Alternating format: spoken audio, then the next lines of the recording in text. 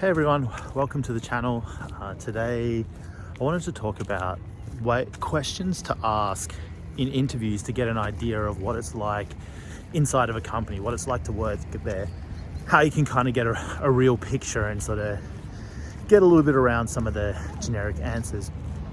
But to do that, I think a good place to start is to think about what are your goals there? What are you trying to find out about the place? And I broadly put these into sort of three categories, but the questions really work strongly in one of them. So the obvious ones is probably already handled. There's one category you know about is like financial, but what is the financial growth there? What is the opportunity to sort of increase your value within the organization beyond just what was the initial offer?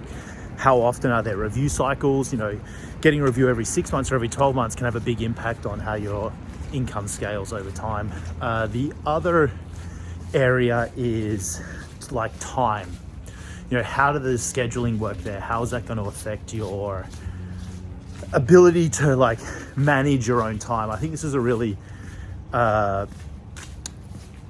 underlooked at area. Everyone kind of just takes what's lumped with them, but at really disorganized companies, you can be really wasting a lot of days of your life not progressing in important areas. Obviously we're there to do a job, but it's been my opinion that if you're only just there doing your job to get paid, you're kind of at best standing still, but in oftentimes moving backwards. So you need two of these three categories, and I'll talk about the third one right now. Is the third one is skills and knowledge. So a big area when it comes into skills and knowledge is the feedback loops that you're getting. How quickly do you know that what you've done is useful, valuable, can be improved upon, things like that.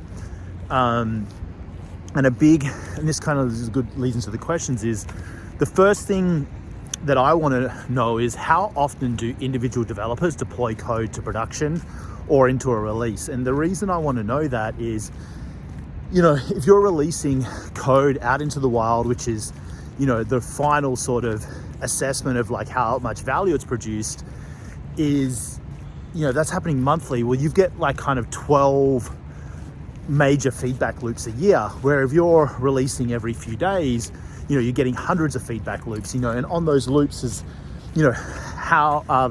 is the code causing bugs? Are you getting good code reviews? Are you able to give code reviews, right? All these different things kind of feed into it. So that's one area where I look to see how much communication, feedback, and ways am I able to sort of know is the work I'm doing good, where can I be improved, and things like that. So those number of feedback loops, getting 12 versus hundreds in a year will have a huge impact by the end of the year. The other areas I start to ask questions is around just sort of their general maturity that kind of contributes to this.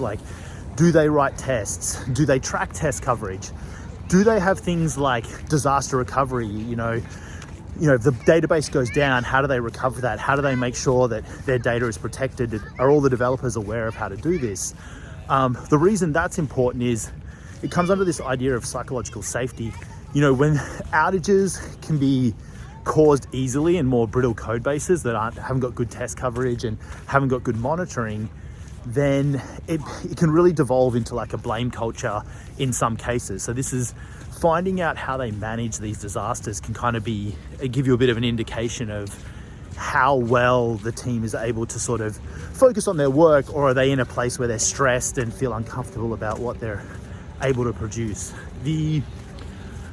So that's kind of all those things. It's how well are they managing, the team at that level of feedback loops? How much code reviews are you getting? How many areas things, how many are all the disasters? Is there finger pointing? Do they handle this well? Do they do things like post-mortems after a disaster? This is another feedback loop, so that you're able to learn where it went wrong, and the teams can aspire to things like not making the same mistake twice. It's okay to have issues come up in your product or your software, but having the same issue over and over again kind of points to a deeper root cause. And these are kind of the technical things you can start to look at, and you can get a feel for their attitude towards these things. You know, when they're saying things like, well, you know, we would write tests, but we need to move fast. You know, we would do this, but we need to move fast. I think these are coveralls, because although in very short bursts, these things can, you know, help you meet urgent deadlines that, you know, have a good business reason. Overall, it sets everyone back. It adds way more pressure in the long run than people need to be under, and ultimately doesn't contribute to, you know, a healthy environment for the developers.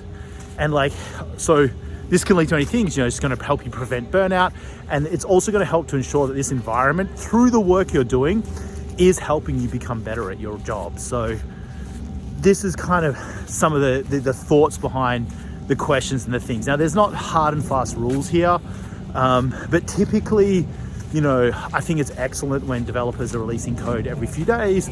Once a week is good. As you start to get out 2 weeks in a month, I think that's sort of pointing to some issues, and you might want to ask, well, why is it so long? How often do the code reviews in between there? Like, maybe they have a different release process that still supports a lot of feedback. Another big one that I find is often be a red flag is, do they have retrospectives? I think, you know, companies that think that these aren't really needed kind of surprised me, because I think it's the whole idea there is one, it creates a lot of transparency for the team to be able to feel comfortable discussing issues. And then, you know, as you make those incremental improvements, it sort of unifies everyone. Like, we are here all working together to make each day of our work better for each of us and like achieve our goals. So that's like another big one. But overall, these are the kind of direction and the line of thinking that I take when I would be asking a company different questions about their processes and how it kind of works. And ultimately, because like I said, it comes under, if I'm just at this company and the only thing they're doing is paying me, but I'm not getting better, getting more feedback, getting better at, you know, things like, drawing a blank here. Yeah, just, you know, like I said, ultimately it's about the feedback loops. And that's, you know, over the length of your career, this can really contribute to your success and your opportunities that are available to you. So especially early in your career, it's helpful to pay attention to these things. Leave a comment below of what your thoughts are, what your favorite maybe interview questions are. And, you know, I'd love to hear about them, how if you've experienced any of these issues in other jobs and wish you'd ask these kind of questions. Enjoy your day.